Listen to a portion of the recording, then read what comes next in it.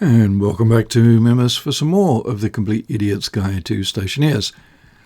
Got a lovely Mimas morning, and yeah, I caved. I decided that I would build the composter closer to the base.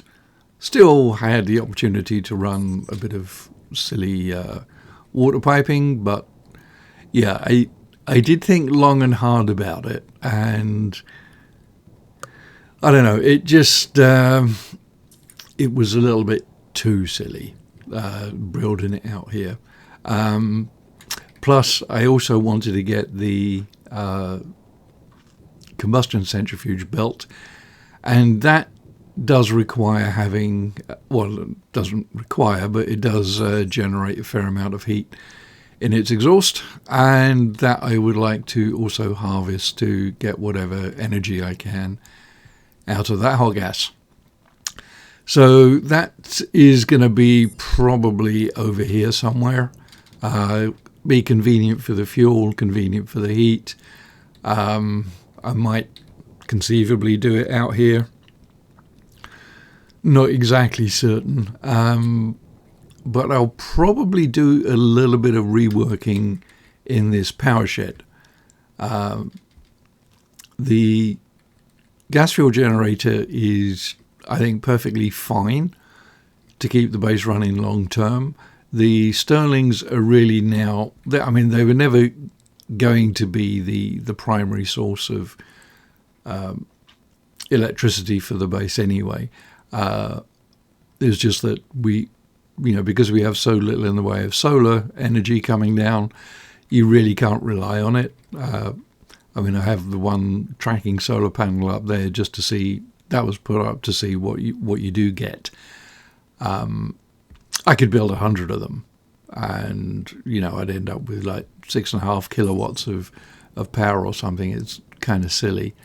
It's so little. Plus, you don't get it for the full day.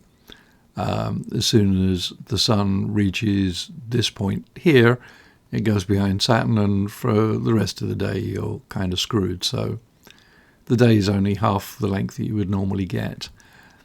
The exhaust gas from the gas fuel generator, currently I've got 15 megapascals of over 1100 degree gas, so that is good. But I can really only, with this cooling system, I can really only run 2 of these before the room heats up and you start losing thermal efficiency, which in and of itself isn't a huge issue. But when you've got the gas generator in there as well, then that can be. So I'm actually thinking of taking 2 of them out of this setup and making a dedicated setup for them to handle the cooling down of furnace gases. I'm still obviously mining for stuff. I'm not getting anything, I haven't put any deep miners in, so all the ores I get require degassing. And again, I'm up close to 50 megapascals of pressure in my waste tank. I'd like to reduce it. I don't really want to throw it straight into the cooling tank. I would rather cool it down first.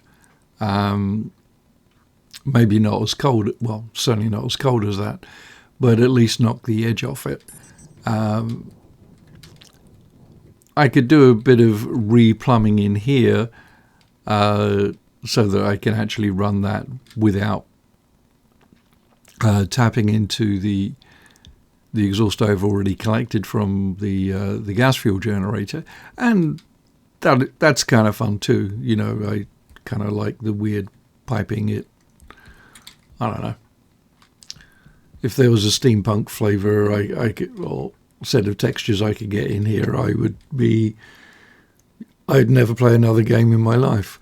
But anyway, be that as it may, I may rework this. It may just be breaking the connection here between the 2 sets and moving these 2 further down so that I can get some independent piping coming in.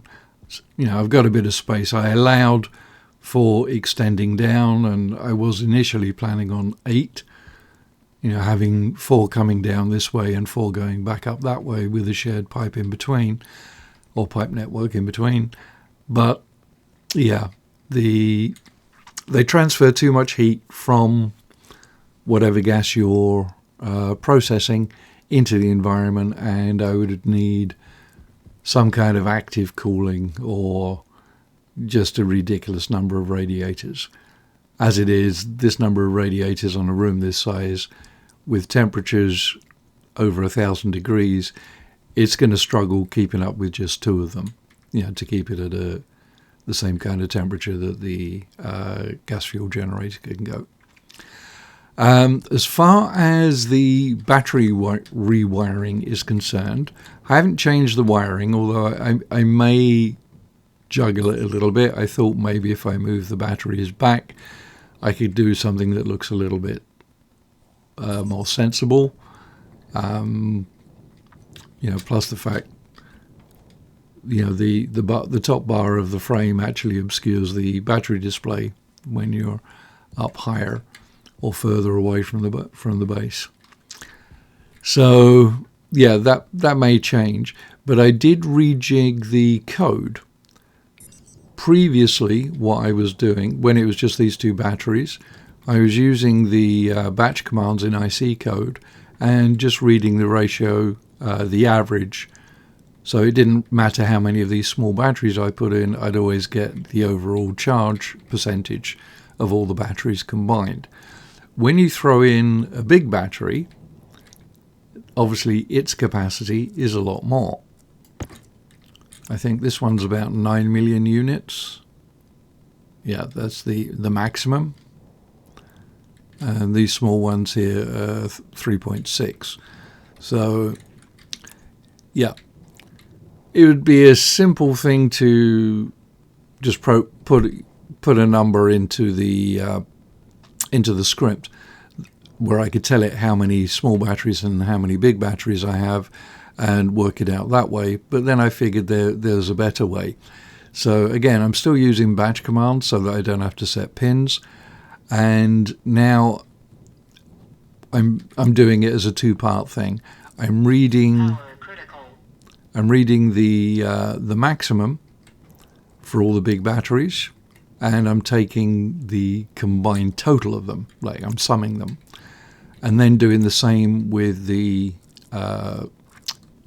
actual charge, which is, that's how many electrical units charge the battery currently has, and summing those. Dividing one by the other, it gives you the ratio. That way, I can add as many batteries as I like of either type, and the script will always give me an accurate ratio of what the overall battery charge is. And I did repurpose this LED so that instead of telling me how many lumps of solid fuel I have, it's now showing me what the power generation is. This is only reading the gas fuel generator. And if you remember, I bridged the 2 networks using this logic mirror, which allows you to select one device that comes on the network connected to the left. Power it can take from either side, it doesn't matter. And the black cable, that's the base network, the same thing that the IC chip is connected to. And so this allows, in this case, the gas fuel generator to be visible by the network in there. It doesn't allow this network to see anything in there. You can have multiple of these. You can set up one for each device you want to read, and you could also set up one in the base and have the IC code that's in here running the environment control. You could also have that do the control as to when the gas fuel generator gets turned on based on what it reads the total battery charges at. Any number of ways of doing things. Another option is you can, instead of having a logic mirror chip, you could just use a memory chip. memory chips are good because they don't require any power. There are two data connections on it. So one connected to this network, one connected to the network in there, and then you just, if you want something turned on, you just write a 1 to that memory, and then the IC code in the power hut would read that and say, okay, I need to generate power. So, turn on the generators or whatever it is. So that's another way of doing things. Anyway, the main thing, yes, we have the composter built. It is fed by a slightly silly system of chutes.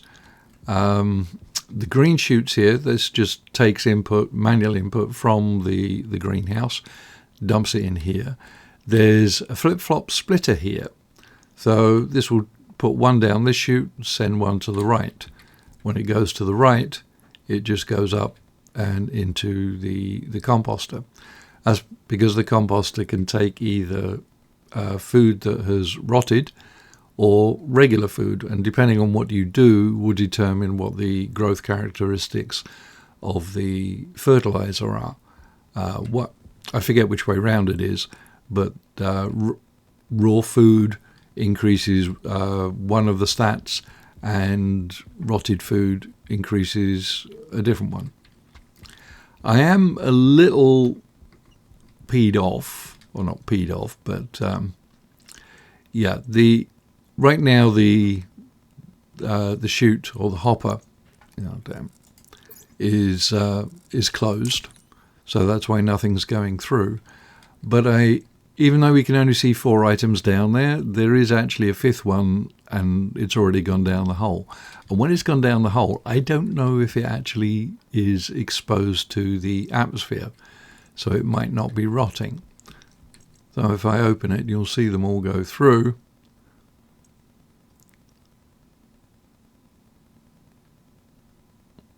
Or maybe there is only 4.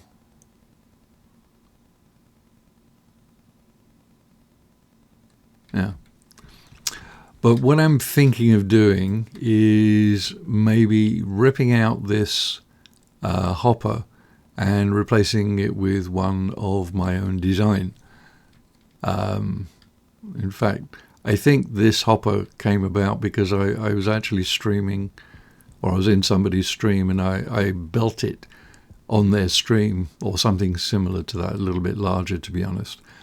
And it got a lot of comments, and one of the developers was actually in that stream as well. And about 3 months later, oh look, we've got a hopper now.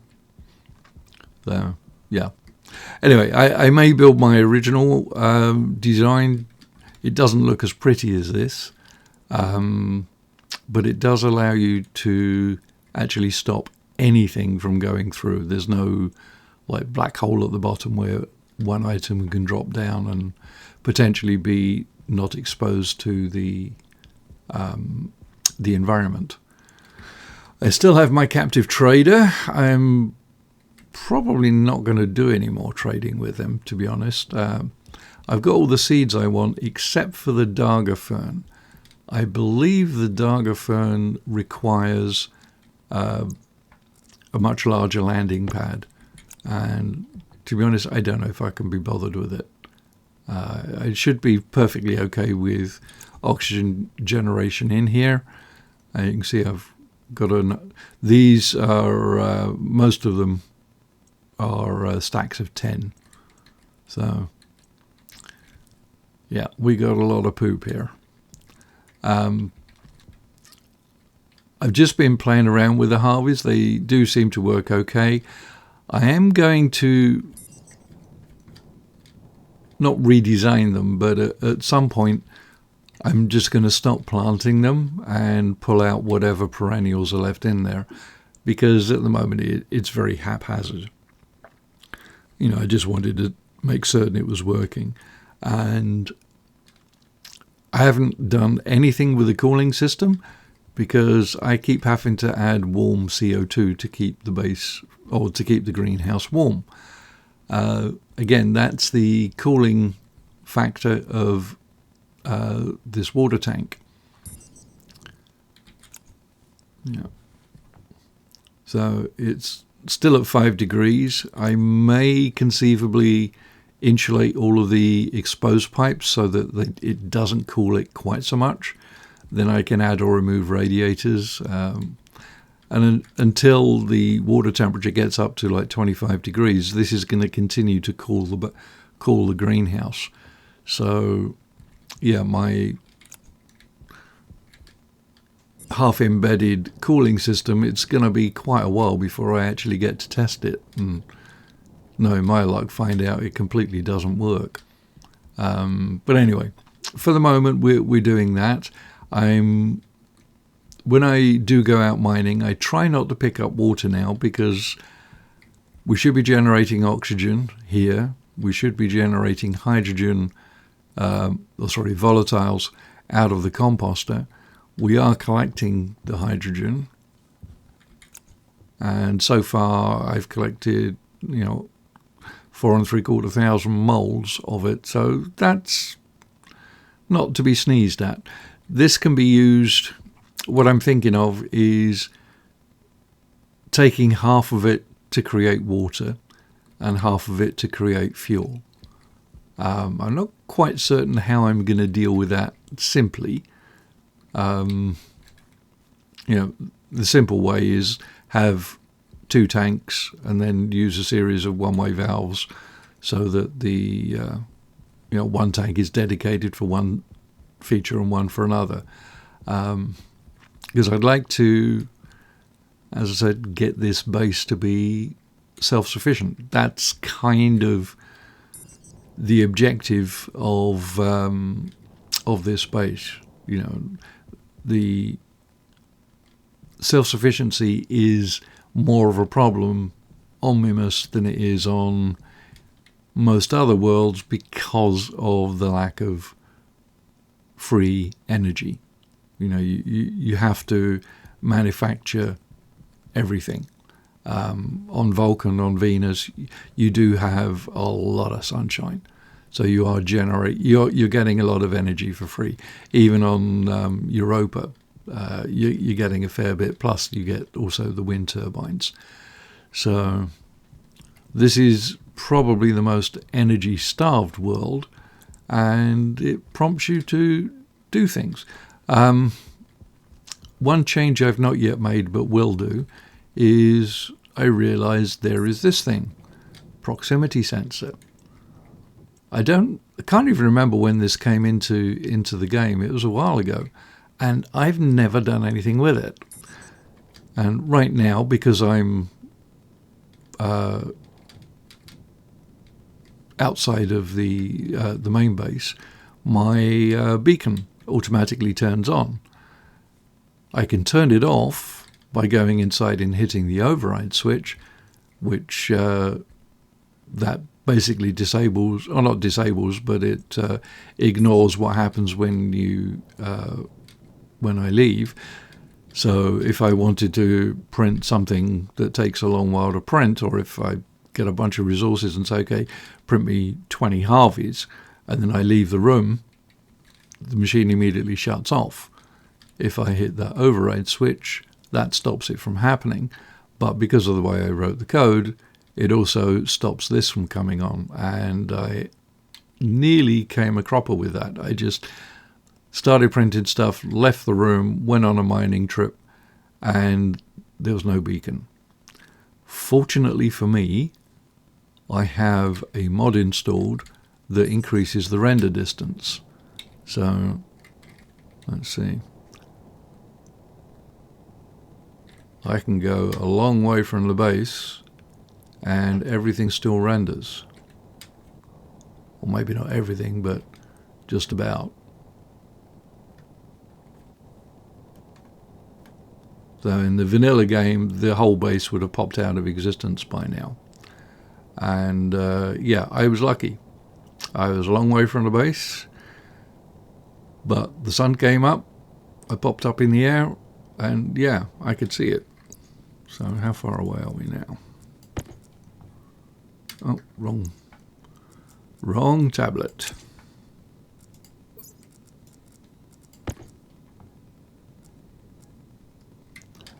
Right, so yeah, we're 300 meters and the entire base is still visible.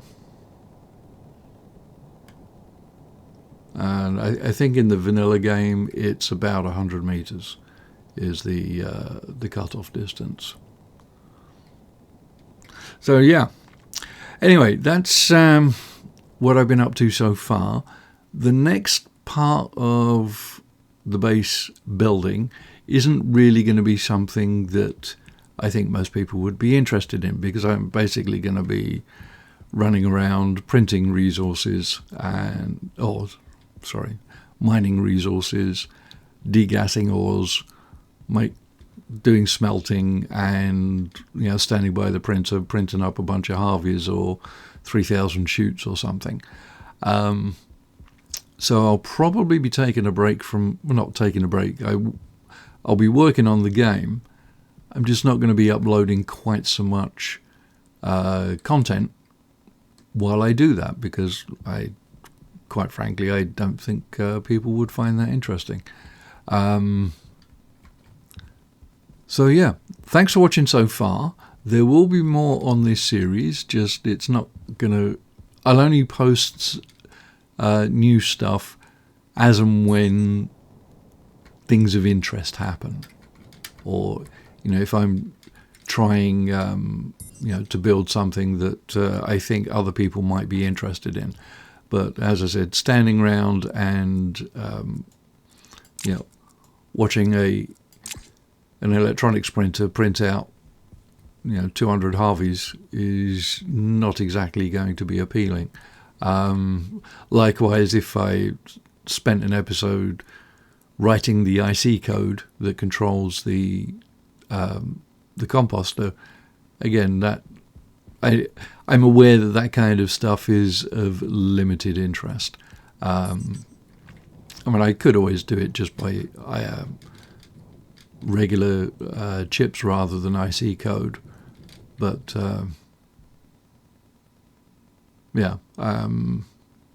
probably won't be doing that. Anyway, thanks for watching so far. Like and subscribe, all that good stuff. If you have any questions, please feel free to leave them in the comments. I'll do my best to get back to you. And I'll see you in the next one. 54 Bear out.